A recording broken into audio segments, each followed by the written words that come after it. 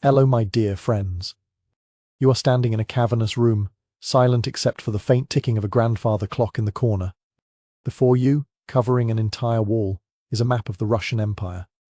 It is immense, a sea of pale green and empty white stretching from the Baltic to the Pacific, and your eyes struggle to take it all in. You can almost feel the chill coming off the vellum, the profound, deep cold of a landmass so large it creates its own weather, its own rules, its own silence. This is the stage for our story, and if you were a bureaucrat in St. Petersburg in 1890, you probably wouldn't survive the sheer anxiety of looking at it for too long. So before you get comfortable, take a moment to like the video and subscribe, but only if you genuinely enjoy what I do here. Now, imagine yourself in that room. Feel the polished floorboards beneath your feet, see the dust motes dancing in the single shaft of late afternoon light. Pull a heavy velvet armchair closer, get cozy, and let the sheer scale of that map wash over you. Now, dim the lights, maybe turn on a fan for that soft background hum, and let's ease into tonight's journey together. The story we are always told about the TransSiberian Railway begins right here, in a room just like this. It's a story of vision, of imperial might. The glamorous illusion is of Tsar Alexander III, a bear of a man with a beard you could lose a badger in, standing before this very map. He sweeps a powerful hand across the 8,000 kilometers of wilderness separating Moscow from the Pacific port of Vladivostok. In a voice that could crack granite, he declares that a ribbon of steel must bind his empire together. It is for the glory of Russia, a testament to its destiny, a project so grand it will make the world gasp. It's a magnificent portrait, the visionary autocrat, the blank canvas of Siberia, the birth of a legend. This is the image that was printed in newspapers from London to New York. The Tsar, a real-life titan, wrestling a continent into submission with nothing but will and iron. But now, let's pull back the curtain. Let's smell the air in that room. It isn't the crisp, invigorating air of ambition. It's the stuffy, stale air of a government office thick with the scent of dust, drying ink and something else, the faint, unmistakable smell of fear. The shocking reality is that the Trans-Siberian Railway wasn't born from a surge of glorious vision.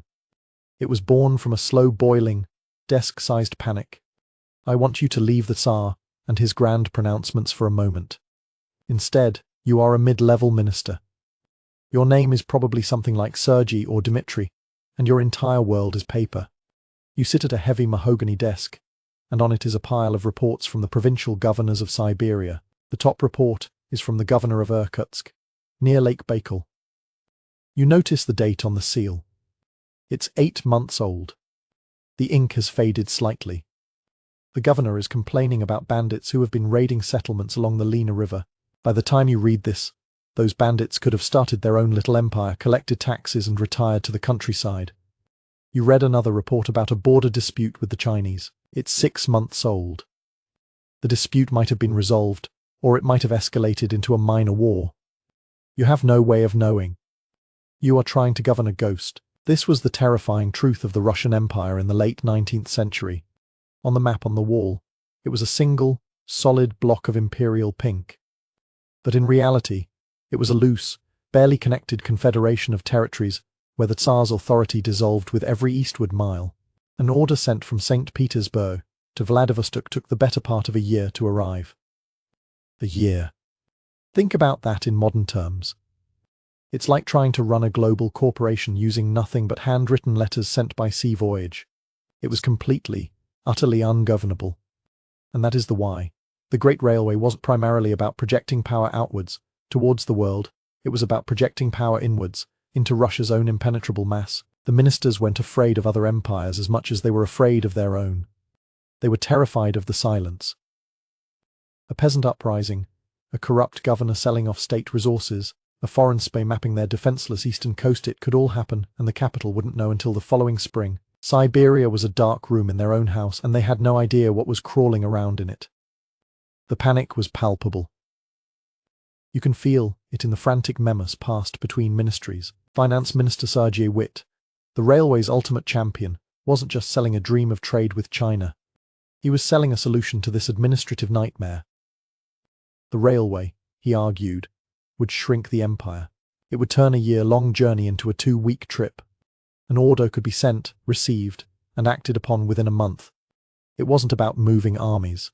Not at first. It was about moving paper. It was about moving bureaucrats. It was about making the governor of Irkutsk sweat just a little, knowing that an inspector from the capital wasn't a year away.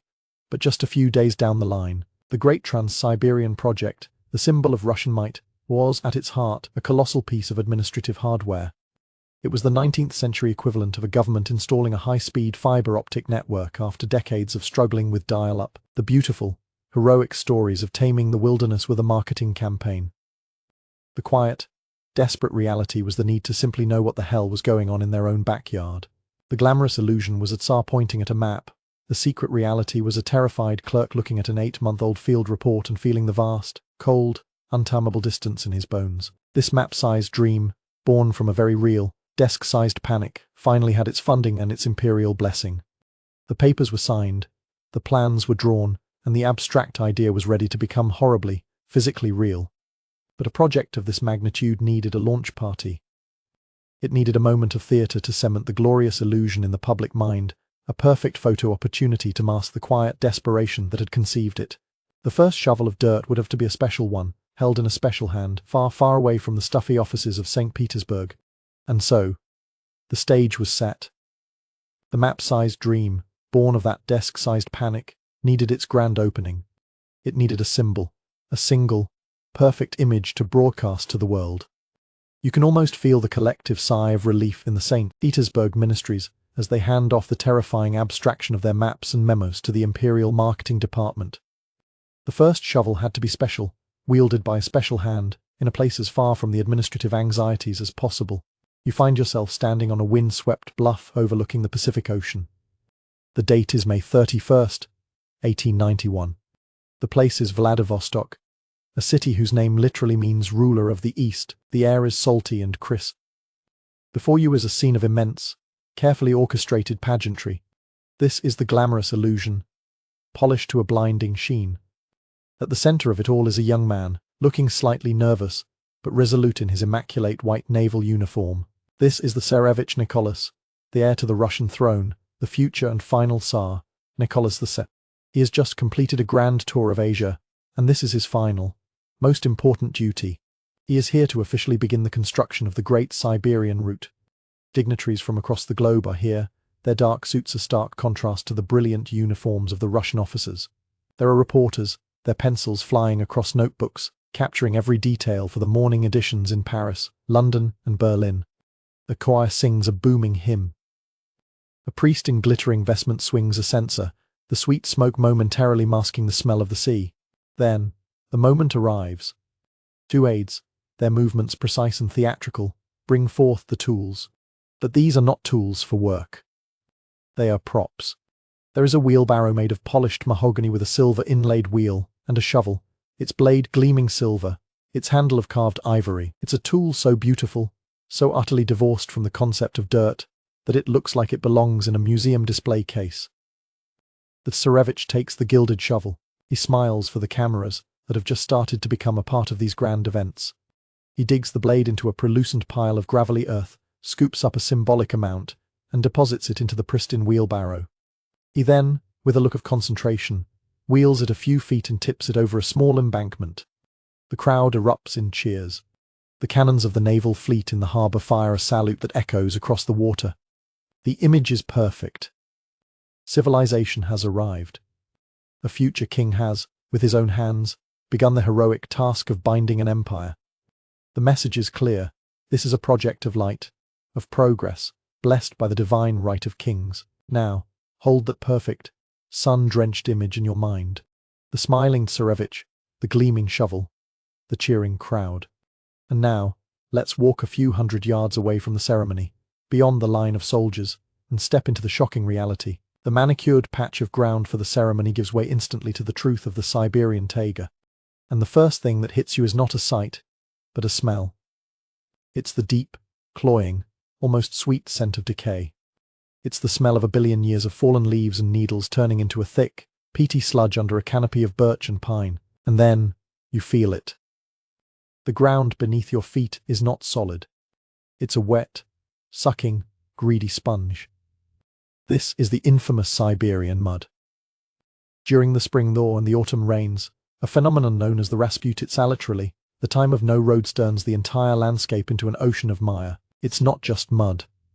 It's a thick, sticky, clay-like substance that can pull a boot right off your foot. It swallows wagon wheels, horses, and human hope with equal indifference. The gilded shovel from the ceremony would be useless here. A single stab into this earth, and it would be lost, sucked down into the cold, dark slime. As the dignitaries sip champagne back in Vladivostok, the first real work crews are already encountering this reality. You can see them now. They are not wearing immaculate uniforms. They are gaunt men in rags, their faces smeared with a mixture of sweat and dirt. And they are swarmed. Clouds of black flies and mosquitoes, so thick they look like shimmering heat haze, descend on any exposed piece of skin. Their buzzing is a constant, maddening soundtrack to the work.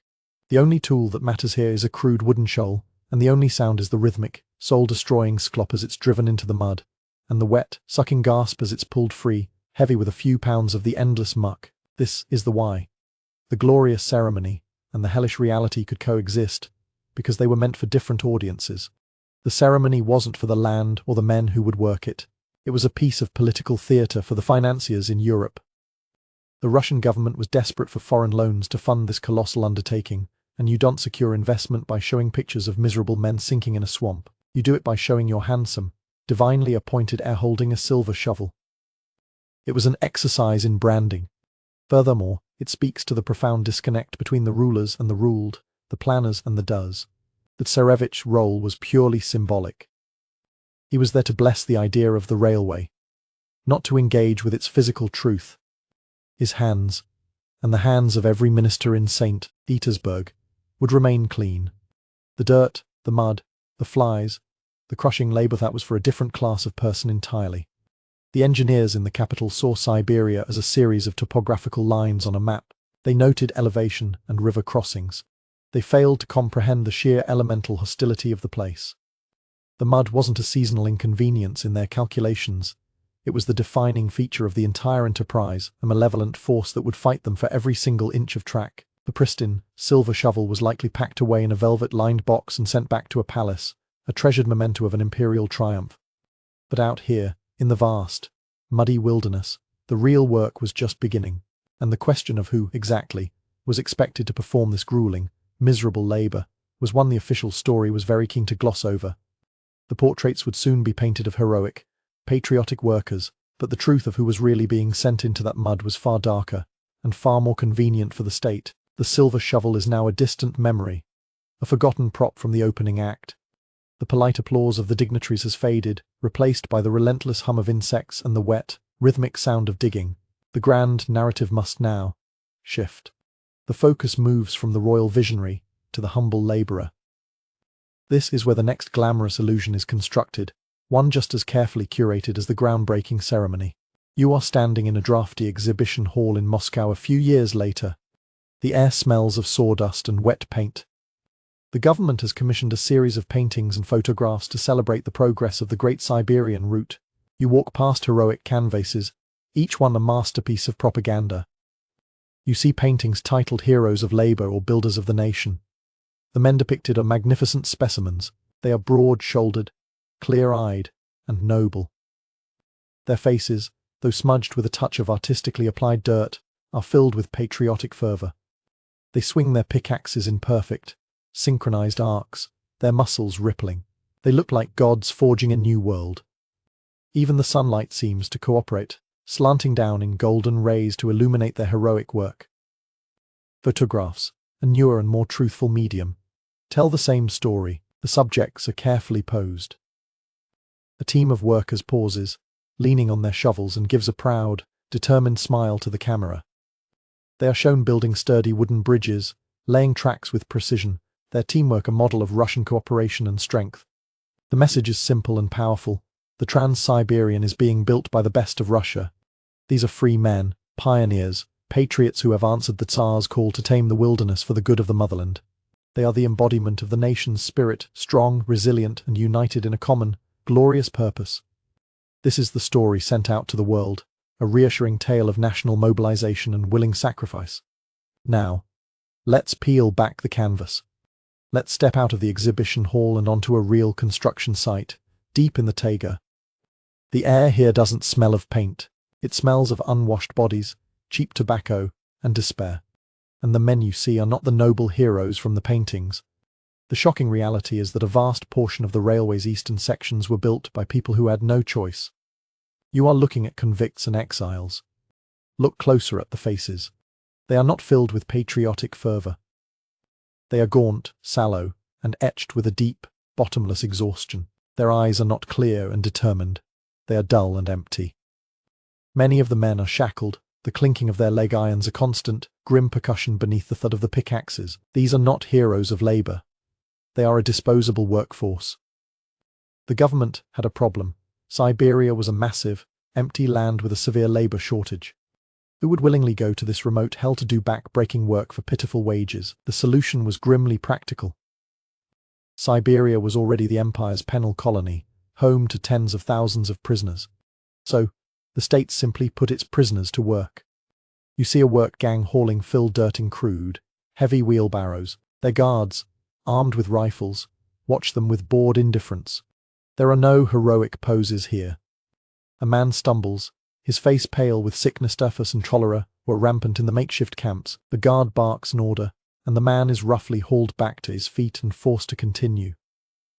There is no glory, only the monotonous, brutal calculus of survival. They work 12, sometimes 14 hours a day, in the sweltering, mosquito-infested summer and the soul-crushing cold of the winter, when the ground freezes so hard it shatters steel tools. Their reward for a day's labor: a ration of black bread and watery soup, and perhaps a small reduction in their sentence. This is the why of it. The use of convict labor wasn't just a practical solution, it was deeply ingrained in the Russian state's worldview. For centuries, the government had seen its own people, particularly the peasants and the condemned, as a raw, expendable resource no different from timber or iron ore. The lives of these men had no value in the grand imperial equation. Using them to build the railway was seen as a stroke of administrative genius. It solved the labor shortage, it kept the prisoners occupied, and it cost the state almost nothing. It was hideously, brutally efficient. The official narrative of heroic volunteers was crucial for maintaining the illusion of a modern, civilized nation. Countries like Britain and America had built their railways with waged laborers, often immigrants, but free men nonetheless. To admit that Russia was building its national symbol with slave labor would have been a public relations disaster, confirming every Western prejudice about Russian backwardness and barbarism. So, the state created a parallel reality. The artists painted their muscular patriots, the photographers posed their smiling workers, and the official reports spoke of high morale and national pride. Meanwhile, the truth was buried in the mud alongside the countless men who died from disease, malnutrition, and accidents. They were not given heroic burials. They were often interred in unmarked graves, right beside the tracks they had just laid, their bodies becoming just another part of the railway's foundation. The contrast is nauseating.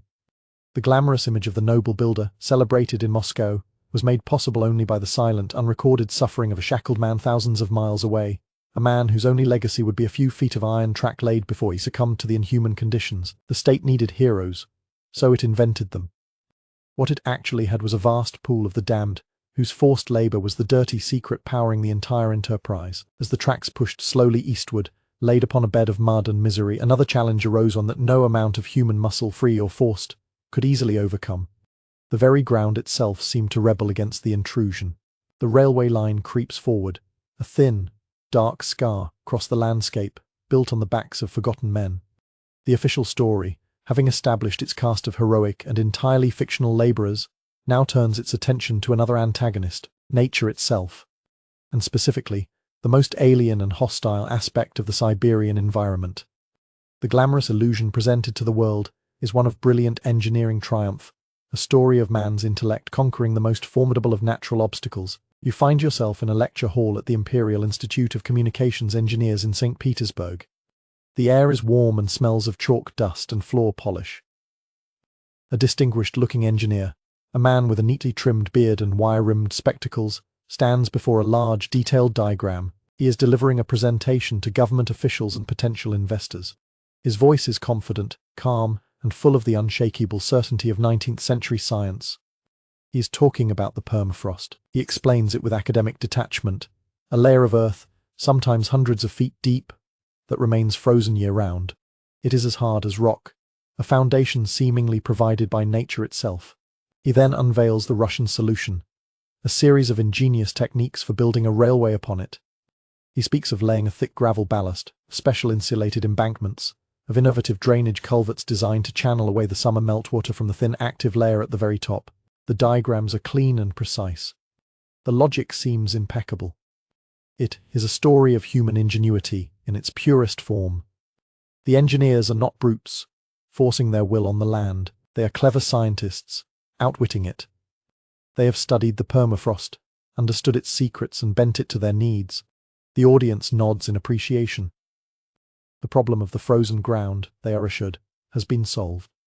It is a testament to Russian technical prowess, another glorious chapter in the story of progress. Now, let's leave the comfortable lecture hall and travel to a section of newly laid track, north of Irkutsk, a year after its construction. It is late July. The air is thick and humid, buzzing with insects. The shocking reality is not a scene of triumph, but one of slow, quiet, and catastrophic failure. The track, which was once a perfectly straight line, now looks like a child's doodle.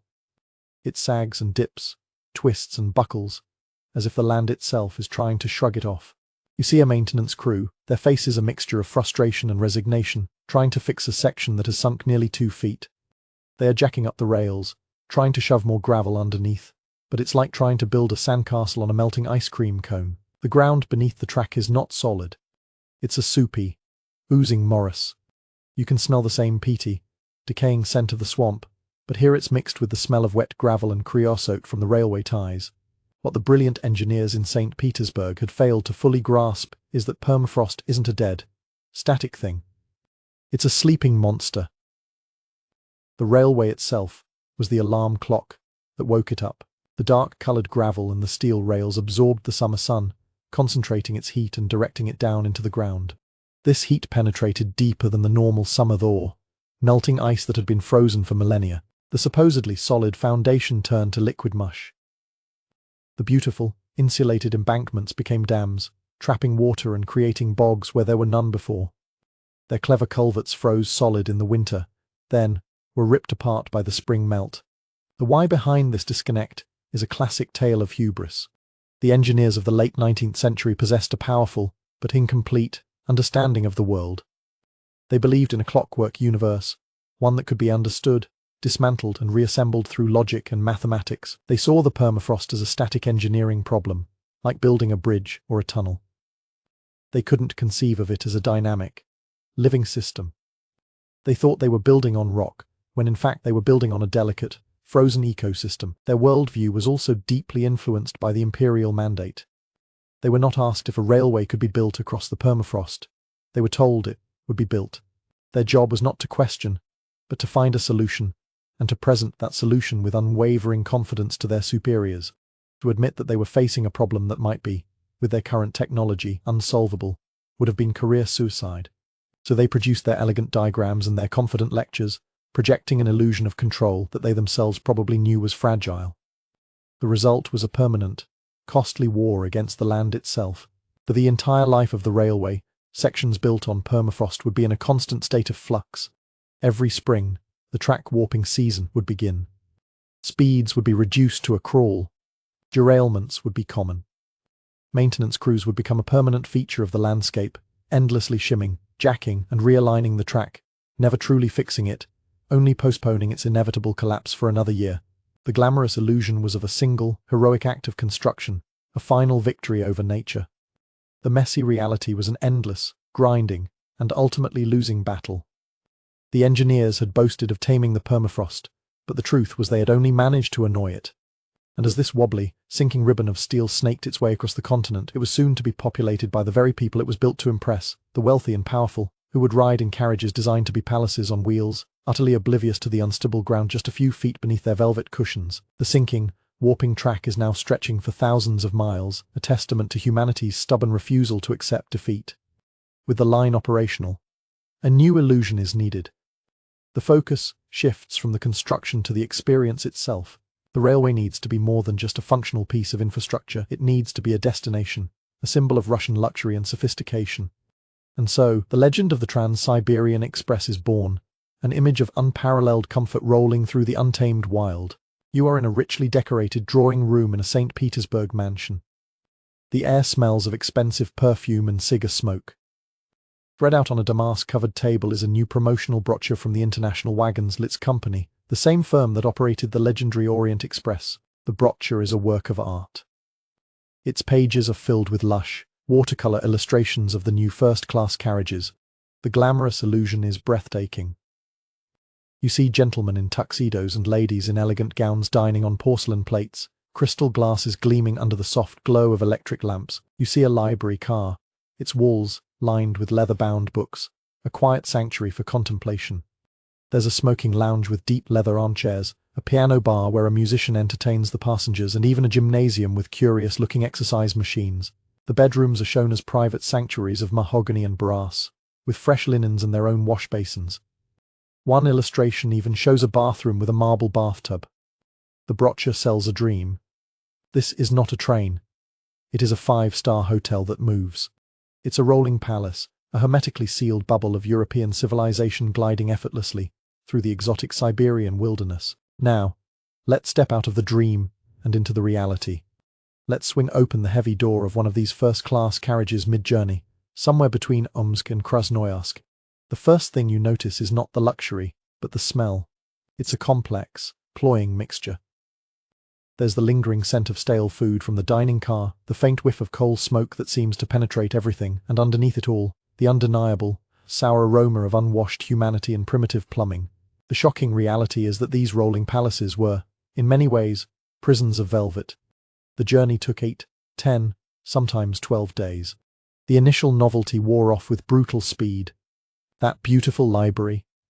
It contained about 50 books, mostly dull theological texts or patriotic histories, which everyone had read by day 3. The piano. Its player was often an amateur, and by day 4, the same few jaunty tunes became a form of psychological torture. The gymnasium. It was a tiny, stuffy compartment that was mostly ignored. And the marble bathtub. It was a masterful piece of marketing sleight of hand. It existed on maybe 1 or 2 of the inaugural trains, but using it was a logistical nightmare. It took hours for the staff to heat enough water, and the sloshing of the train meant that most of the water ended up on the floor, creating a damp, mildewy mess. For most passengers, a full bath was an impossibility. Hygiene was reduced to a damp cloth and a small basin of murky water in their compartment. But the greatest enemy was not the questionable hygiene, it was the boredom. The crushing, profound, soul-destroying boredom that no amount of mahogany paneling could alleviate. After the first couple of days, the vast, unchanging landscape of birch and pine trees became a hypnotic, maddeningly repetitive green wall. Conversations in the lounge car devolved into a circular pattern of complaints, gossip, and tedious anecdotes. The same faces, day after day. The same food, which started grandly, but declined in quality as fresh supplies dwindled. Wealthy industrialists, duchesses and foreign diplomats were all reduced to the same state, listless, irritable and desperately counting the days until they could escape. They were trapped in a beautifully appointed cage, rattling through an endless void. The why behind this stark contrast is the eternal victory of marketing over reality. The Wagons Litz Company was selling a fantasy, and a very profitable one. They understood that people don't buy a train ticket. They buy an experience, an aspiration. The brochure wasn't meant to be a literal guide, it was meant to evoke a feeling of exclusivity and glamour that could justify the exorbitant ticket prices. The reality of the journey was secondary to the perception of it.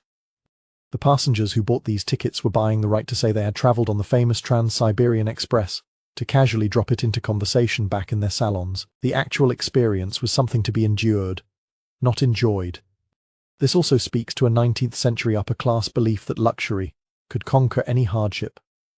The prevailing wisdom was that if you surrounded yourself with enough velvet, brass, and servants, you could insulate yourself from the vulgarities of the physical world. The TransSiberian was the ultimate test of this theory, and it failed. The train proved that physical discomfort was one thing, but existential ennui was another beast entirely. It didn't matter how soft your seat was if your soul was bored stiff.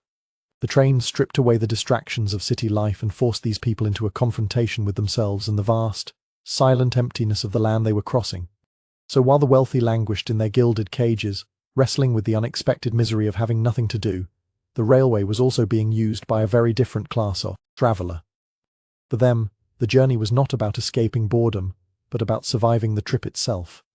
The marketing for third-class travel also promised a kind of utopia, but the reality was a circle of hell the first-class passengers could scarcely imagine. While the first-class passengers were discovering the limits of luxury and the depths of their own boredom, a very different story was being crafted for the vast majority of people who would use the new railway. The train wasn't just for the wealthy. It was meant to be a tool of the state, a people mover on an epic scale. The glamorous illusion here was not one of personal comfort, but of national destiny. It was a vision of social engineering and patriotic migration. You are at a government recruitment office in a crowded, impoverished village in Western Russia. The walls are covered with colourful posters, vibrant images that promise a new life, a new beginning. A smiling, persuasive official stands on a small platform, his voice ringing with optimism. He is selling the dream of Siberia. The posters show idealized images of this new frontier. You see sturdy, happy peasant families standing before newly built, spacious log cabins. Their fields are bursting with golden wheat under a clear blue sky. Their children are plump and rosy-cheeked. The official paints a picture of a promised land, a place free from the famines, overcrowding, and land shortages of European Russia. The train, he explains, is the key. The government, in its infinite wisdom and generosity, is offering passage to this new paradise. He describes the third-class carriages not as transportation, but as vessels of hope. They are the instruments that will carry the Russian people to their rightful inheritance. This journey, he insists, will forge a new, stronger Russian identity. People from all corners of the empire will travel together, sharing their stories and their dreams, united in the common purpose of settling the vast eastern lands. The train is a rolling melting pot, a tool for national unity. The illusion is one of benevolent paternalism. The state, like a good father, is providing for its children, creating a stronger, more prosperous and more unified nation. Now, let's push past the smiling official and the colourful posters. Let's board one of these third-class carriages, known as the Teplushka. The moment you step inside, the illusion shatters. The first thing that hits you is the smell. It is an overwhelming, suffocating wave of human and unwashed bodies, cheap tobacco, boiled cabbage, wet wool, and the faint, sharp tang of urine. The air is thick, hot, and completely stagnant. The shocking reality of third-class travel was that it was less a journey of hope and more an ordeal of human endurance. The carriages were essentially cattle cars, refitted with rows of hard, wooden planks that served as bunks. There were 3 tiers of them, stacked from floor to ceiling. Families were crammed together, with all their worldly possessions, bundles of clothes, farming tools, pots, pans, icons stuffed into any available space. There was no privacy. No. You ate, slept, and lived elbow to elbow with hundreds of strangers for weeks on end. You see a mother trying to soothe a crying baby in the suffocating heat. You see an old man, his face grey with exhaustion, staring blankly at the floor. The single small stove at the end of the car, meant for boiling water for tea, is a constant source of arguments. The toilets were often just a hole in the floor at the end of the car, and they quickly became unspeakably foul, their stench permeating the entire carriage. But the filth and the crowding were not the worst of it. The worst part was the disease. These cars were perfect incubators. With no ventilation and no sanitation, a single person carrying typhus, cholera or scarlet fever could infect an entire carriage within days. The journey became a game of Russian roulette. The government posters showed rosy-cheeked children arriving in a new paradise. The reality was that many children, and adults, never made it. They would die on the journey, and their bodies would be unceremoniously left at the next remote station, buried in a nameless grave. This wasn't a melting pot of national unity, it was a rolling plague cart. The why behind this horror is, once again, the cold, brutal calculus of the state. The primary goal of the peasant resettlement program was not the happiness of the peasants, it was strategic. The government needed to populate Siberia with ethnic Russians to solidify its control over the territory and create a demographic buffer against Chinese and Korean influence in the Far East. The settlers were geopolitical pawns. Their individual comfort, their health, their very lives, were secondary to this strategic objective. From the perspective of a bureaucrat in St. Petersburg, the program was a success. He would look at charts showing that hundreds of thousands of people had been moved from west to east. The numbers were what mattered. The human cost, the misery, the sickness, the death was an acceptable loss, a statistical rounding error in the grand imperial project. The state provided the transportation, fulfilling its part of the bargain. It was not considered the state's responsibility to ensure that the transportation was humane. The worldview was one of ends justifying the means. A stronger, more Russian Siberia was the end, and if the means was to pack people into plague-ridden cattle cars, so be it. The posters and the recruitment speeches were the necessary lie, the spoonful of sugar to make the bitter medicine of state policy go down.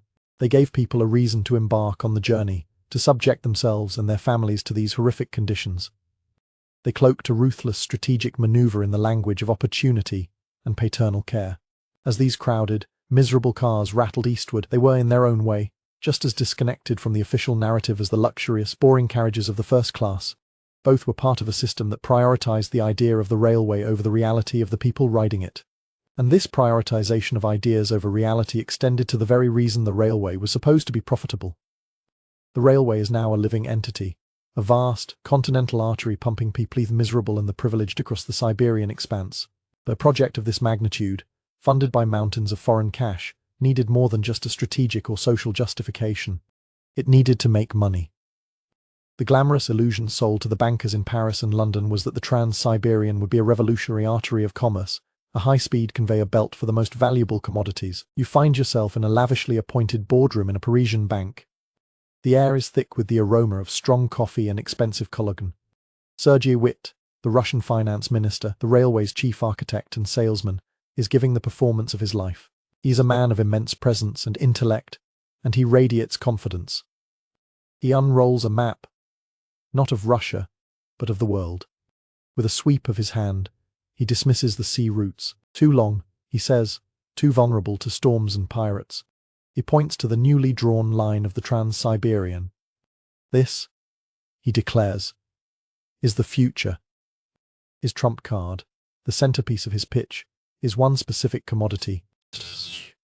At the turn of the 20th century, tea from China was a massively lucrative trade. The finest teas were delicate and could be damaged by the long, humid sea voyage. Witt paints a stunning picture. He describes chests of premium tea being loaded onto fast freight trains at the Chinese border.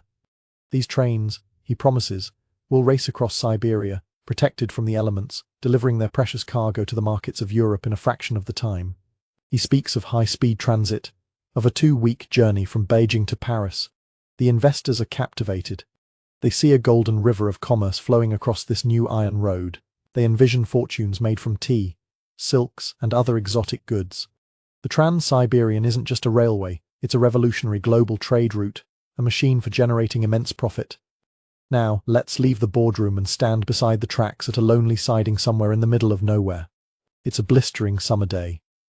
The heat rising from the rails makes the air shimmer. A long, heavily laden freight train is sitting motionless on the siding. Its cargo is indeed tea. You can smell the faint, fragrant aroma mixing with the scent of hot metal and coal smoke.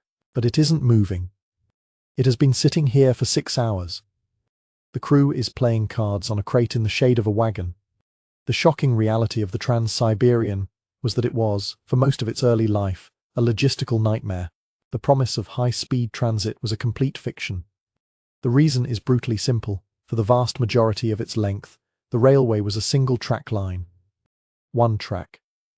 Imagine a highway stretching from New York to Los Angeles, but with only one lane. For one car to go east, every car going west has to pull over and wait. This was the situation on the TransSiberian. Our T train is waiting for a westbound passenger train to pass. An hour later, it might have to pull over again to wait for a military transport.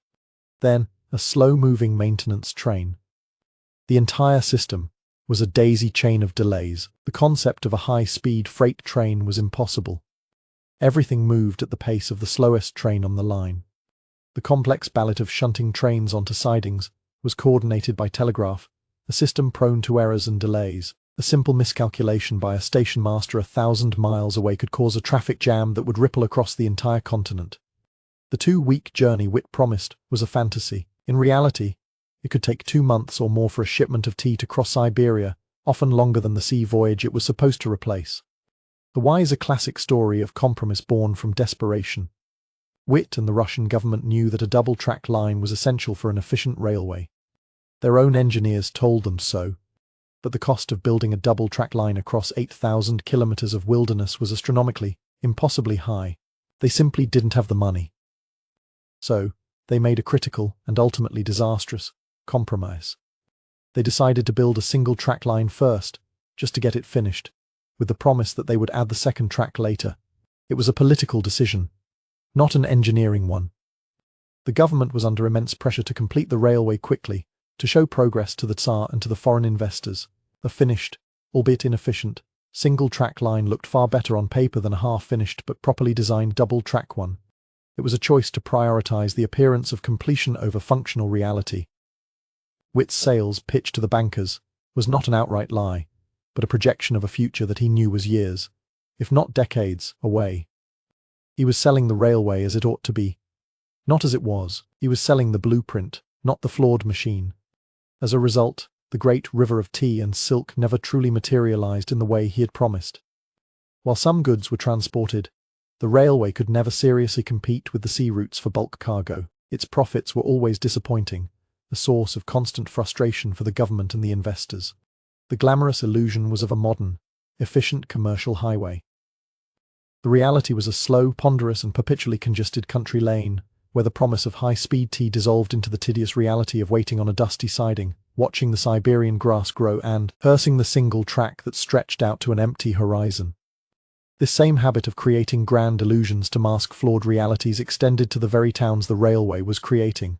The slow, single-track railway, a disappointment to tea merchants but a lifeline for settlers and bureaucrats, was more than just a line on a map.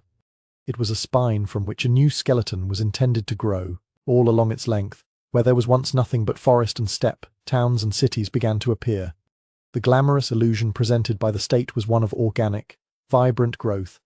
These new settlements were to be beacons of Russian civilization in the wilderness. You are at the All-Russia exhibition of 1896 in Nizhny Novgorod. It's a massive fair, a showcase of the empire's industrial and cultural achievements. In a grand pavilion dedicated to the new Siberian frontier, you see the official vision for these new railway towns.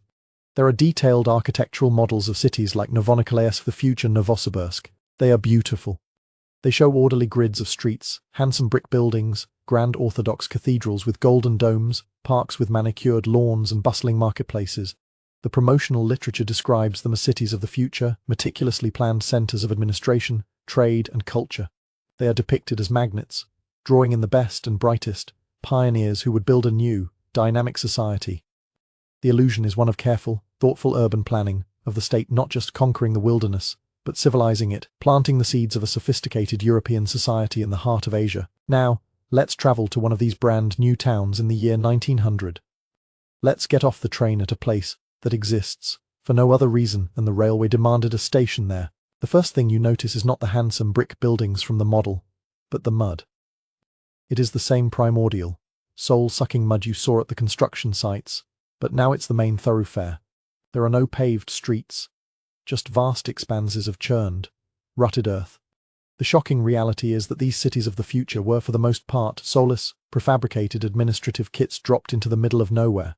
The grand architectural plans were largely a fantasy. The reality was slapped together with breathtaking speed and cynical pragmatism.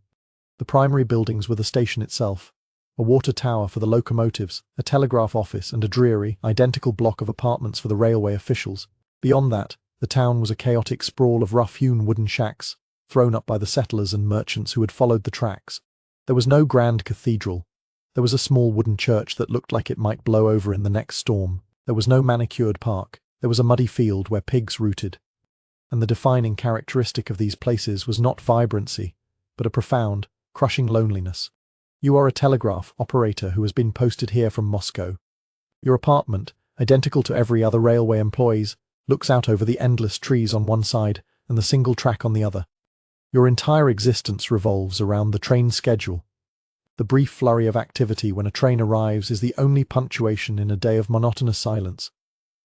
The other inhabitants are all strangers, thrown together by circumstance, with no shared history or community bonds. They are exiles, ambitious merchants, desperate peasants and government clerks, all living in a state of transient suspension. The suicide rate in these new towns was shockingly high. It was a loneliness so profound it became a tangible presence, a permanent resident of the town. The why behind this grim reality lies in the very nature of the railway's purpose.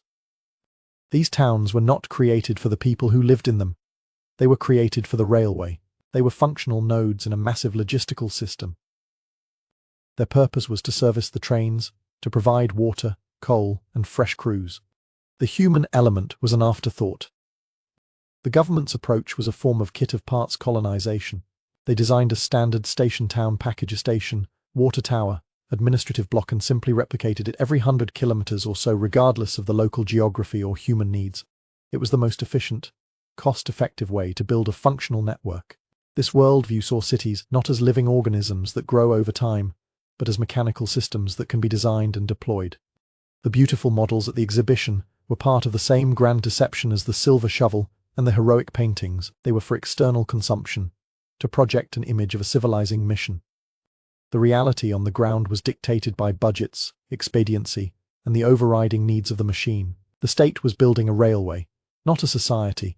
The loneliness and social alienation that resulted were simply not factors in the equation. They were building infrastructure, and the human soul was not part of the blueprint. The people living in these prefabricated outposts of loneliness were cut off from the world, connected only by the thin steel line. But even that connection was fragile. There was one spot on the map, a giant obstacle of nature, where the line was broken, where the kit-of-parts approach failed completely. Here, the engineers had to confront a challenge that couldn't be solved with a standard-issue water tower and a block of flats. They had to cross the sacred sea of Siberia, Lake Baikal.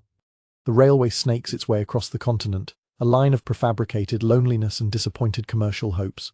But now it arrives at the shore of a place that defies all attempts at standardization. It reaches Lake Baikal. This is not just a lake, it is an inland ocean, holding 1/5 of the world's unfrozen freshwater.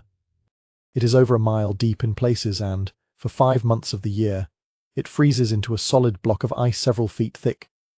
The original plan to build the railway around the lake's southern tip, through sheer mountain cliffs, was deemed too difficult and expensive for the initial push.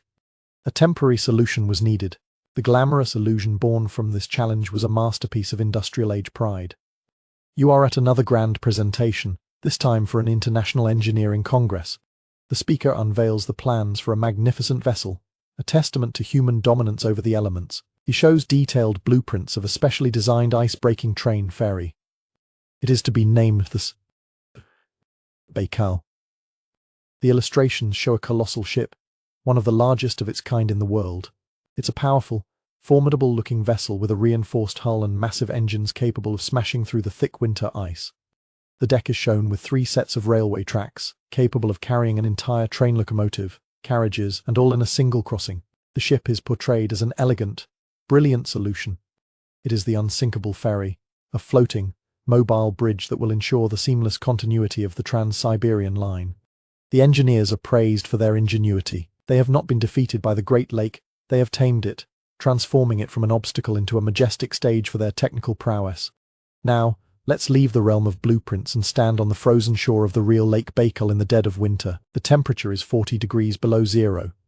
The air is so cold it hurts to breathe, and your exhaled breath instantly turns to ice crystals.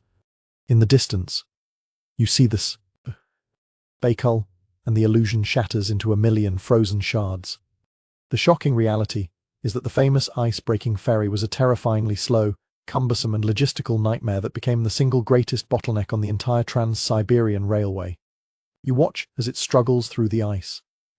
It doesn't glide or smash its way forward. It inches along with agonizing slowness, its hull groaning and shrieking in protest as it battles the immense pressure of the ice pack. A journey that was supposed to take a few hours can take a day, sometimes 2, if the ice is particularly thick or if a storm, a common occurrence even in winter, kicks up. But the slowness was only part of the problem. The process of loading and unloading the train was a logistical horror show. The ferry was built in England, disassembled, shipped in pieces across Siberia and then reassembled on the lake shore. But somewhere in this process, there was a catastrophic error. The tracks on the ferry did not perfectly align with the tracks on the shore. Every single time a train was loaded, a team of workers had to use brute force, with giant crowbars and jacks to fudge the rails into a semblance of alignment, hoping the carriage wheels wouldn't slip off into the freezing water. It was a dangerous, nerve-wracking process. And the crowning absurdity. The ferry was so top-heavy and unstable that it was deemed too dangerous to carry the locomotive. So, the engine would be left behind. The carriages would be shunted onto the ferry, sailed across the lake, and then hitched to a new locomotive waiting on the other side. The entire train was broken apart and reassembled for every crossing. The seamless, floating bridge of the Broches was, in reality, a colossal, inefficient, and profoundly frustrating traffic jam. The why behind this farce is a familiar theme. The triumph of a grand concept over practical reality. The idea of a giant ice-breaking train ferry was incredibly bold and impressive on paper. It was a project that captured the imagination. For the government, it was a powerful symbol of their commitment to the railway, a sign that no obstacle was too great. Ordering this state-of-the-art ship from a prestigious British shipyard was also a way of showing the world that Russia was a modern industrial power. The public relations value of this Baikal was immense. The problem was that the plan was developed by engineers who understood shipbuilding but had a poor grasp of the unique and savage conditions of Lake Baikal. They underestimated the thickness and dynamic nature of the ice. They overlooked the logistical hell of operating a complex piece of machinery in a place where the temperature could freeze lubricants solid and make steel as brittle as glass. The misalignment of the tracks was likely the result of tiny errors in measurement, amplified by the immense challenge of reassembling thousands of parts in a remote, primitive shipyard. The unsinkable ferry became a notorious joke among those who had to use it. For several years, it was the clotted artery at the heart of the TransSiberian. In the deepest winters, the situation became so desperate that they would abandon the ferry altogether and lay temporary railway tracks directly on the frozen surface of the lake, hauling the carriages across with horses before risking a locomotive. The great symbol of engineering prowess was frequently defeated by a simpler, more primitive solution. This colossal bottleneck had minor consequences in peacetime, causing delays and frustration. But the railway was not just built for tea and settlers, it was built as a weapon of war. And soon, this flawed, single-track system, with its broken link at Baikal, would be put to the ultimate test in a conflict that would turn its strategic promise into a spectacular, world-stage humiliation. The railway has been pushed through, its flaws and compromises temporarily patched over. The slow ferry at Baikal, the warping tracks, the single lineal are known issues, but in the relative calm of peacetime, they are manageable annoyances. Now, the ultimate justification for the railway's existence is about to be tested. From its very conception, the TransSiberian was sold to the Tsar and the military as a supreme strategic asset, a tool that would fundamentally alter the balance of power in the Far East. The glamorous illusion is one of overwhelming military might, delivered with unprecedented speed. You are in the Ministry of War in St. Petersburg in early 1904. Tensions with the Empire of Japan over influence in Manchuria and Korea are reaching a breaking point. A high-ranking general is standing before a map, a pointer in his hand. The room is filled with uniformed officers, their chests glittering with medals. The general's tone is dismissive, almost arrogant. He points to the long, thin line of the TransSiberian. If the Japanese are foolish enough to start a war, he declares, we will simply crush them. He paints a vivid picture for the assembled officers. At the first sign of conflict, the railway will be mobilized. Division after division of elite troops from European Russia will be loaded onto trains. They will be whisked across the continent in a matter of weeks. An unstoppable flood of soldiers and supplies will pour into Manchuria, overwhelming the smaller Japanese army through sheer numbers. The railway is presented as a war-winning weapon, a conveyor belt of victory. It nullifies Japan's naval advantage and turns the vastness of Siberia from a weakness into a strength. The officers nod in agreement. The logic seems undeniable. The TransSiberian has made the Russian army invincible in the east. War is not a risk. It's an opportunity to demonstrate Russia's newfound power. Now, let's leave the confident briefing room and travel to that same railway line a few months later, after the Japanese have launched a surprise attack on the Russian fleet at Port Arthur and war has begun. You are standing at a desolate siding east of Lake Baikal. The troop train, packed with soldiers, sits motionless. It has been there for 2 days. The soldiers are bored, restless, and their morale is visibly crumbling. The initial patriotic fervor has evaporated, replaced by a grim, tedious waiting game. The shocking reality is that the war-winning strategic asset had become a spectacular instrument of national defeat. All the railway's hidden flaws, manageable in peacetime, erupted into a full-blown strategic catastrophe under the strain of war. The single track was the fatal weakness. To move one troop train east, Every train carrying essential supplies, ammunition, food, medical equipment, reinforcements had to be shunted out of the way. The entire line became a slow-moving, 5,000-mile-long traffic jam. And the bottleneck at Lake Baikal? It turned into a complete disaster. This Baikal ferry, already slow and inefficient, was completely overwhelmed. It could only move a trickle of men and material across the lake each day, while entire divisions piled up on the western shore, waiting for weeks in freezing, hastily constructed camps. They finally resorted to laying track across the ice. But it was a desperate, dangerous gamble. The ice could shift, and stories, perhaps apocryphal but widely believed, circulated of entire trains and their cargo plunging through the frozen surface into the dark, mile-deep water. The result was that Russian troops arrived at the front in Manchuria not as a mighty flood, but as a slow, disorganized dribble. They arrived exhausted, demoralized, and often without the supplies and ammunition they needed, which were stuck somewhere on a siding 1,000 miles back. The Japanese army, smaller but better organized and with short supply lines, was able to defeat the Russian forces in detail, piece by piece, before they could ever fully concentrate their superior numbers. The why behind this monumental failure is the collision of imperial arrogance with logistical reality. The Russian military command, like the engineers, and the bureaucrats before them, fell in love with a beautiful idea. They were seduced by the concept of the railway. On the map, it looked so simple, a direct line from Moscow to the front. They mistook the line on the map for the reality on the ground. They failed to listen to the railway engineers who warned them about the line's limited capacity. Their strategic planning was based on the glamorous illusion, not the flawed machine. This worldview was fueled by a deep-seated, almost racial arrogance towards the Japanese. The idea that Japan, a small, non-European nation, could challenge the mighty Russian Empire was considered laughable in St. Petersburg. This overconfidence led them to ignore the railway's obvious weaknesses. They believed that even a flawed railway was more than enough to deal with such an insignificant enemy. They planned for the best-case scenario, assuming everything would work perfectly.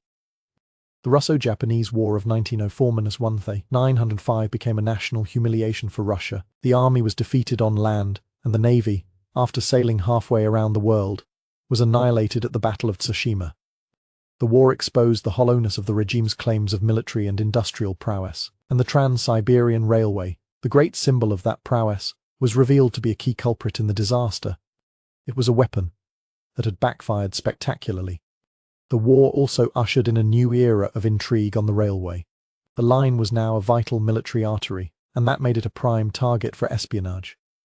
The romantic image of spies on the train was born, but like everything else about this railway, the reality was far more mundane and tedious than the legend. The disastrous war with Japan is over, leaving Russia humiliated and the Tsar's regime shaken. The railway, once a symbol of inevitable victory, is now associated with national failure. But as the world slides towards the even greater catastrophe of the First World War, the TransSiberian takes on a new, more mysterious role. It becomes a central stage for the shadowy world of espionage. This is the period that gives birth to the glamorous illusion of the spy on the Orient Express, transferred to a colder climate.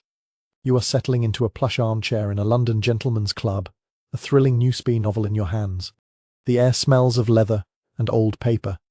The book's hero is a dashing British agent, fluent in 6 languages, with a pistol hidden in his dinner jacket and a cyanide capsule in a false tooth. His mission, to travel the Trans-Siberian, posing as a wealthy butterfly collector. The novel paints a picture of high-stakes cat-and-mouse games played out in the luxurious dining cars and sleeping compartments. You read of secret documents passed in the hollowed-out spine of a book, of microfilm exchanged under the table during a game of bridge, of tense, whispered conversations in the smoking lounge while a beautiful, enigmatic Russian countess watches with knowing eyes. The hero foils a dastardly plot, has a whirlwind romance and saves the British Empire, all while crossing the vast, exotic landscape of Siberia. It is a world of incredible glamour, danger, and intrigue. Now, let's discard the novel and step into the shoes of a real foreign agent, let's say a military attached from the British Embassy assigned to observe the Trans-Siberian in 1912. The first thing you realize is that your life is not glamorous. It is mind-numbingly, excruciatingly dull. The shocking reality of espionage on the railway was that it was less about daring action and more about tedious, repetitive data collection. Your mission is not to steal secret plans from a femme fatale. Your mission is to count things. You sit by the window for 10 hours a day, your eyes bleary, and you count. You count the number of railway bridges and note their construction, wood or steel. You count the number of sidings and estimate their length. You count the number of water towers. When your train stops at a station, you surreptitiously count the number of soldiers you see, trying to guess their regiment from their uniforms. You are not a suave hero. You are a glorified accountant. The primary method of information gathering is not seduction, it is eavesdropping. But you are not listening to generals discussing battle plans. You are listening to bored, homesick junior officers getting drunk in the dining car and complaining about their commanding officer, the terrible food and the sheer emptiness of Siberia. You spend hours listening to provincial merchants arguing about the price of grain. Most of what you hear is useless gossip. You meticulously record it all in a coded notebook, hoping that somewhere in the mountain of dross, there is a tiny nugget of useful intelligence. You are not James Bond, you are a professional bore, an expert in the art of feigning interest in crushingly tedious conversations.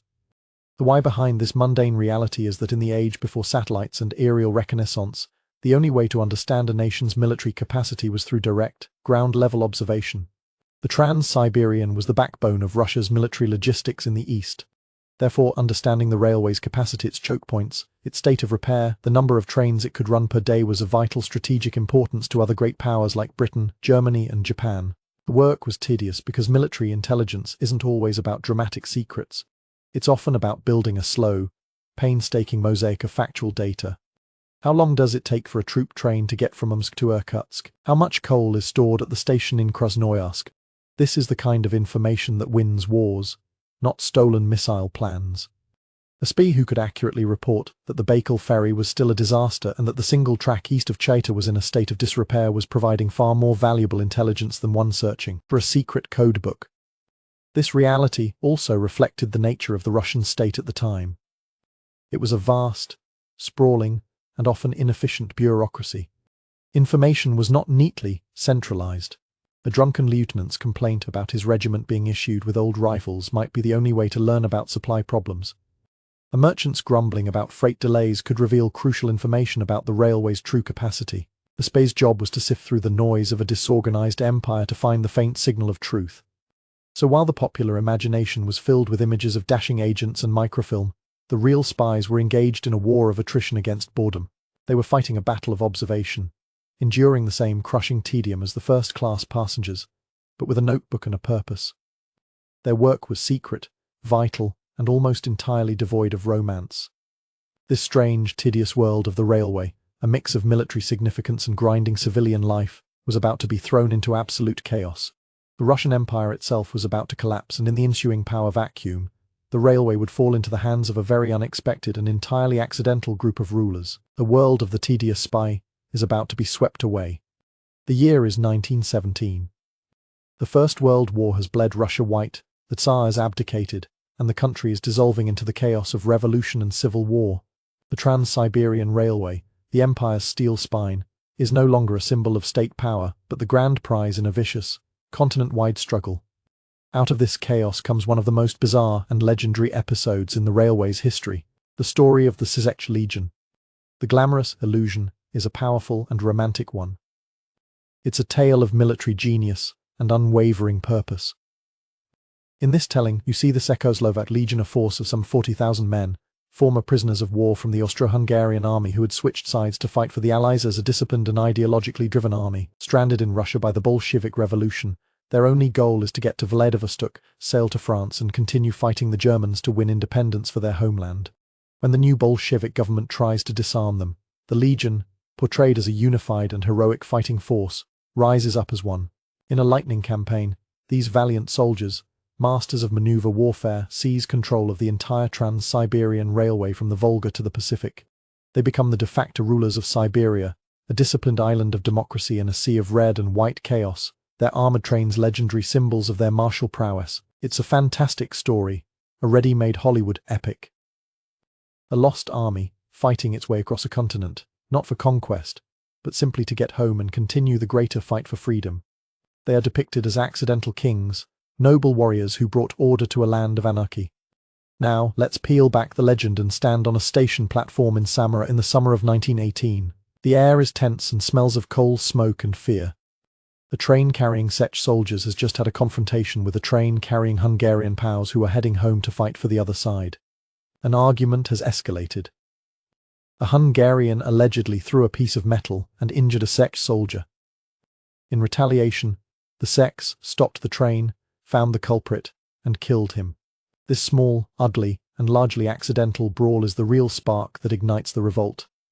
The shocking reality is that the Czech Legion's seizure of the TransSiberian was less a brilliant military campaign and more a confused, chaotic, and largely accidental chain reaction fueled by paranoia, desperation, and a complete breakdown of communication. The Legion was not a monolithic entity. It was a collection of thousands of terrified, homesick men scattered in train cars along thousands of miles of track. Their primary goal wasn't to rule Siberia, it was, genuinely, to get home.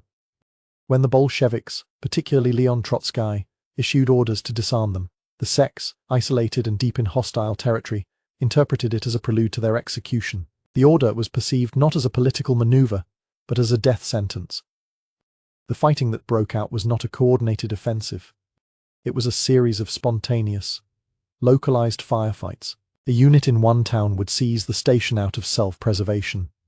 Hearing of this, a unit 200 miles down the line, fearing they would be cut off, would do the same. It was a cascade of panicked self-defense. They didn't seize the railway, they stumbled into controlling it, piece by bewildered piece.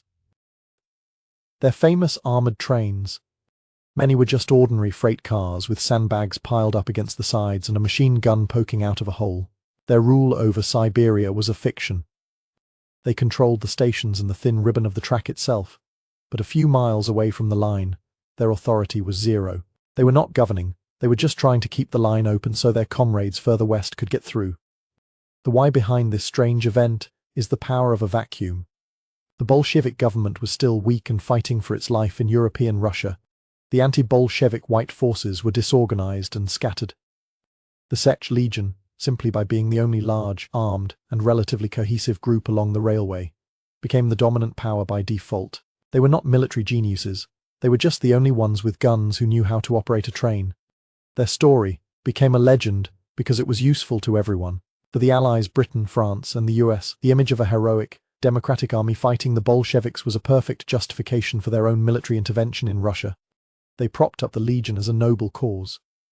For the Czechoslovaks themselves, the legend of the Anabasis, as it became known, was a powerful founding myth for their new nation, proof of their courage and resilience. The reality was much messier. It was a story of scared men, bad translations, broken telegraph lines, and the unpredictable nature of chaos. They were not so much lions as they were a confused flock of sheep who, through a bizarre turn of events, found themselves in possession of the shepherd's rifle and the only path out of the pasture. They were the accidental rulers of the rails. And eventually, after years of confusion and fighting, most of them did make it to Vladivostok and get home. They left behind a Siberia still consumed by war, and a railway that would soon be taken over by a new, far more ruthless and ideologically driven power. The red star would soon be painted over the imperial eagle, but for the average traveller, it would be the same old journey. The bizarre episode of the Czech Legion fades as the Russian Civil War grinds to its brutal conclusion. By the early 1920s, the Bolsheviks are victorious. The railway, battered and broken from years of war, is now entirely in the hands of the new Soviet state. A new era demands a new illusion. The tarnished imperial symbol must be reforged into a monument of the victorious proletariat. The glamorous illusion created by the Soviet propaganda machine is one of dynamic, revolutionary transformation. You are in a cinema in Moscow in the 1930s, watching a newsreel. The screen flickers to life with heroic, fast-paced images, all set to a triumphant orchestral score. You see montage sequences of smiling, muscular workers, the new Soviet heroes, repairing bridges and laying new track at incredible speeds. You see brand new, gleaming red locomotives, with giant red stars on the front, thundering down the line. The newsreel narrator, his voice booming with unshakable confidence, speaks of the socialist reconstruction of the TransSiberian. He declares that the incompetence and decay of the Tsarist era have been swept away, replaced by Bolshevik efficiency and revolutionary zeal. The train carriages, he proclaims, are no longer divided by class but are now clean, egalitarian spaces for the travelling Soviet citizen. The railway is reborn, a gleaming symbol of the new society, a testament to what collective labour can achieve under the guidance of the party. It is portrayed as a triumph of socialist progress, a steel artery pumping life into the new Soviet project. Now, Let's step out of the darkened cinema and onto a real Trans-Siberian train in the same period. Let's say you are a mid-level party official being sent to a new post in Khabarovsk. The first thing you notice is that the locomotive pulling your train is not a new, gleaming red machine. It's an old, Weasingho-class engine, built in 1905.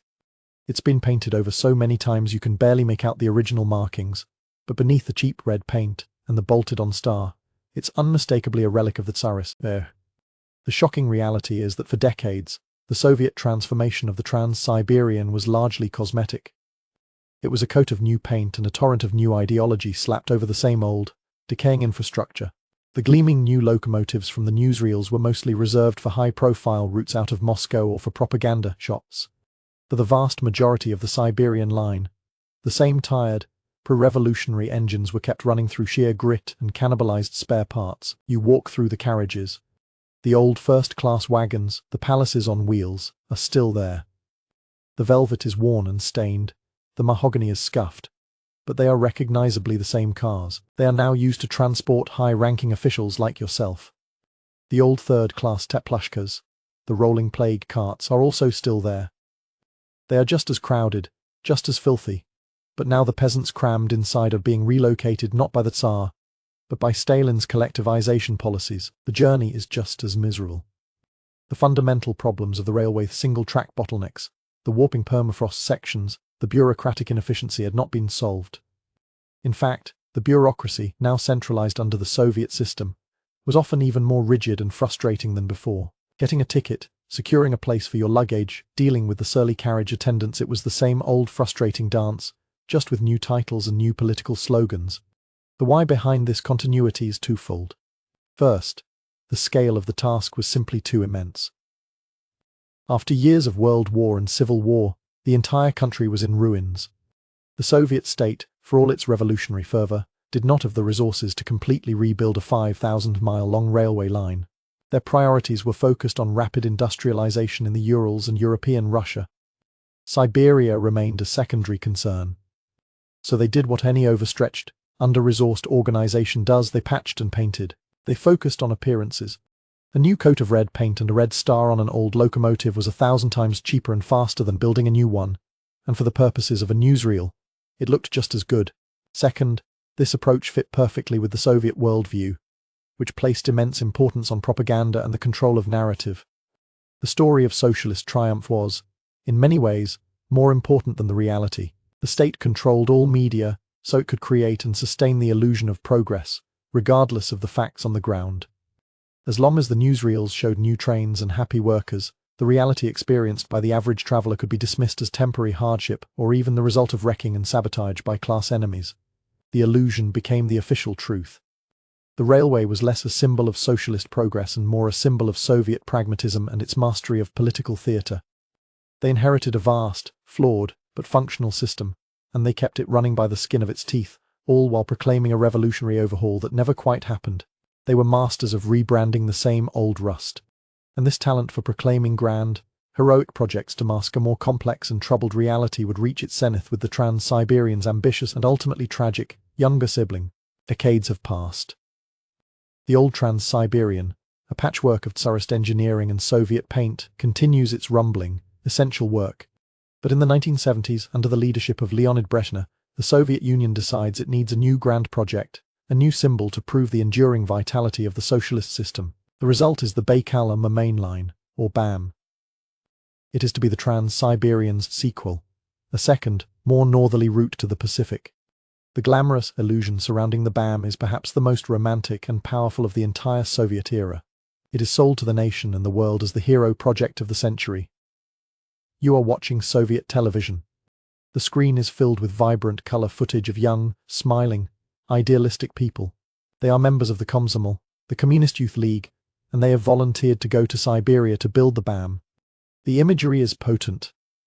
You see them singing patriotic songs around campfires, their faces glowing with enthusiasm. You see them in brand new, colorful parkas, working with modern machinery against a backdrop of breathtakingly beautiful, untouched wilderness. There are interviews with young men and women who speak with passionate sincerity about building a better future, about creating a new industrial heartland in the remote taiga. The BAM is not just a railway. It is a noble calling, a chance for an entire generation to prove its mettle and contribute to the glorious march of communism. It is a story of youthful idealism, heroic struggle, and technological mastery. Now, let's step away from the inspiring television special and arrive at a half-finished BAM construction site near the town of Tender in the early 1980s. The colourful parkas from the propaganda films are nowhere to be seen. The workers are wearing drab, ill-fitting, and inadequate clothing. The modern machinery is frequently broken down, waiting for spare parts that are stuck in a bureaucratic maze 1,000 miles away. The mood is not one of youthful idealism, but of sullen, vodka-fueled resignation. The shocking reality of the BAM project was that it was an astonishingly expensive, strategically obsolete, and humanly disastrous boondoggle, a Cold War relic before it was even finished. The project was initially conceived in the 1930s under Stalin and built largely with Gulag prisoner labor, a fact conveniently erased from the new narrative. It was revived in the 1970s for one primary reason: fear of China. After a series of border clashes, Soviet military planners became terrified that the original TransSiberian, which runs close to the Chinese border for long stretches, was too vulnerable to attack. The BAM was designed as a strategic bypass, a secure military railway running hundreds of miles to the north, safe from Chinese interference. But the young Komsomol volunteers were not told they were building a military railway. They were sold the dream of opening up Siberia's vast mineral wealth. The problem was, most of these supposed mineral deposits were either mythical or so remote and difficult to extract that they were economically worthless. The entire economic justification for the railway was a fiction created to mask its true military purpose. And the construction itself was a human tragedy. The route was pushed through some of the most inhospitable terrain on the planet, across 11 major rivers and 7 mountain ranges, much of it on unstable permafrost. The conditions were appalling. The smiling volunteers soon found themselves living in squalid, temporary settlements, facing brutal winters, plagues of insects, and chronic shortages of food and basic supplies. Many were not true volunteers at all, but had been pressured or coerced into going. The project became notorious for its alcoholism, high accident rates, and the deep, pervasive sense of disillusionment. The why is a perfect storm of Soviet pathologies. First, there was the deep-seated paranoia of the Cold War military-industrial complex. The fear of China was real, and in the rigid Soviet system, a military justification could unlock almost unlimited funds for a project, regardless of its economic viability. The BAM was a solution to a military problem that was already becoming obsolete, as satellite surveillance and long-range missiles were changing the nature of strategic threats. Second, the project served a vital ideological purpose for the aging and stagnant Brezhnev regime. The Hero Project was a way to reinvigorate the national narrative, to recapture the supposed revolutionary spirit of the past and to give the nation's youth a sense of purpose. It was a massive exercise in political theatre, designed to prove that the Soviet system could still accomplish great things. The beautiful propaganda films were not just for export, they were for domestic consumption, a way for the regime to lie to itself and its own people about its vitality. By the time the BAM was officially completed in 1991, the Soviet Union itself was collapsing. The railway that had cost billions of rubles and countless broken lives was a route from nowhere to nowhere. It was a monument to centralized planning's fatal flaw, its ability to pour immense resources into a project that no longer makes any sense. The glamorous story was of a generation building the future. The tragic reality was a generation being wasted to build a massive, useless, and beautiful ruin. It was the last grand illusion of the Soviet railway age. And with its failure, the story of the Siberian rails comes full circle, back to the individual traveller on the original line, confronting a reality far simpler and perhaps more profound than any of the grand narratives. The heroic, tragic sequel of the BAM fades into the forest, a monument to an empire's final, grand illusion. The Soviet Union is gone, and the original TransSiberian is all that remains, a survivor of empires, revolutions, and ideologies. It has entered its final and perhaps most curious phase. It is no longer a tool of the state or a weapon of war. It is a tourist attraction. And with this new role comes the final, and perhaps most seductive, glamorous illusion of them all. You are sitting at your computer, late at night, a cup of tea growing cold beside you. You are scrolling through blogs and social media feeds, and you are captivated. You see breathtaking drone shots of the train, a tiny red and grey serpent sliding through immense landscapes of emerald green forests and golden steppes. You watch time-lapse videos where the sun sets in a blaze of orange and purple over Lake Baikal, the reflections shimmering on the water. You read articles titled "How the Trans-Siberian Changed My Life." You see smiling backpackers sharing vodka and conversation with grizzled but friendly locals. You see pictures of exotic food in the dining car, of quirky station markets, of new friends from all over the world laughing together. The journey is sold as the ultimate bucket list trip, a life-changing adventure. It is a pilgrimage for the soul, a journey of self-discovery, a way to connect with an authentic slice of the world and with yourself.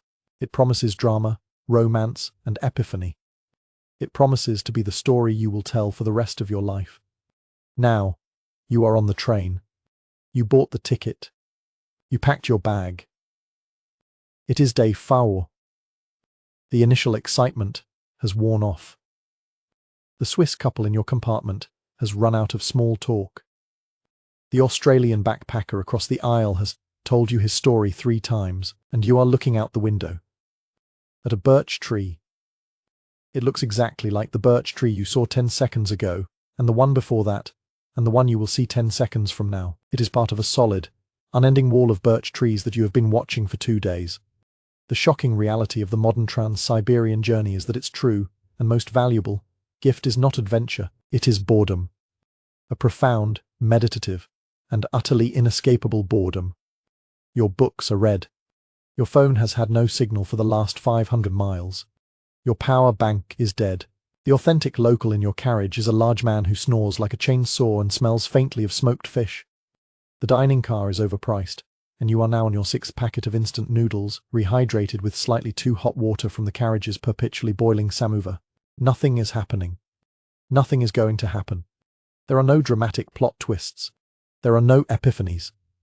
There is only the rhythmic, hypnotic clack-clack, clack-clack of the wheels on the rails, and the endless, indifferent trees. This is not the life-changing adventure you were sold. It is a 7-day-long lesson in the art of doing absolutely nothing. And this is the why. The railway has, by sheer accident of its own unchanging nature, stumbled into providing the rarest and most sought-after commodity of the 21st century, a genuine disconnect. In a world that screams for your constant attention, a world of notifications, deadlines, social pressures, and the endless, anxious scroll, the TransSiberian offers a forced detox. It is a sensory deprivation tank on wheels. Its greatest feature is not what it offers, but what it denies you. It denies you distraction. It denies you the ability to be productive. It denies you the illusion that you are busy and important. The journey does change you, but not in the way the travel blogs promise. It doesn't give you a single, cinematic moment of revelation. Instead, it slowly, subtly, rewires your brain. It forces you to sit with your own thoughts, without a screen to escape into. It recalibrates your sense of time. After 3 days of staring at a forest, a 30-minute stop in a small town with a platform kiosk selling ice cream feels like a trip to Disneyland. The boredom isn't a flaw in the experience, it is the experience. It is the secret, unmarketable truth of the journey. We are no longer the wealthy aristocrats of the 1900s, trapped in a prison of velvet, horrified by the onset of ennui. We are their descendants, trapped in a prison of constant stimulation, and we now seek out that same ennui as a rare and precious medicine. You are just the latest in a long line of travelers to be humbled by this immense space. You share this profound boredom with the countess who found her luxury meaningless, with the convict who found his life meaningless, with the spy whose work was tedium, and with the Soviet volunteer who realized the heroic project was a lie. You are all connected by the same rhythmic sound of the wheels and by the vast, silent, and deeply unimpressed landscape outside the window. And in that shared silence, across the decades, the true story of the railway finally begins to settle. It was never really a story about a train, was it? The great steel spine, the symbol of so many grand and glorious illusions, was only ever a stage. A long, thin, moving stage on which small, fragile, human stories played out. It was born from the quiet panic of a bureaucrat staring at a map too large to comprehend, a fear that the silence of the wilderness was a silence of chaos, and so they built this machine, this ribbon of iron and steam, to conquer the silence, to fill it with the noise of progress, empire, and ideology. They told stories of heroic builders to hide the truth of shackled men. They painted pictures of rolling palaces to hide the reality of crushing boredom and bad plumbing. They sold dreams of high-speed tea and revolutionary futures to mask the truth of a slow, flawed, and deeply human enterprise. Every grand promise the railway made was a beautiful illusion, and beneath every one was a quiet, muddy, and often disappointing reality. And now, as our journey together comes to a close, You can feel that truth settling in, as gentle as the rocking of the carriage. The grand narratives fade away, their loud, brassy music softening to a distant echo. The heroes and the visionaries, the spies and the commissars, all step back into the shadows of history. And all that is left is the simple, steady rhythm of the wheels on the track, a sound that has carried so much hope and so much despair and so much simple, human weariness across a continent. It becomes a lullaby. The endless forest outside the window is no longer a monotonous wall, but a soft, green curtain, drawing closed on the day. The gentle swaying of the car is a cradle, rocking you softly into the quiet stillness you've been seeking all along. The journey is over. It is time to rest. End of script. Sweet dreams.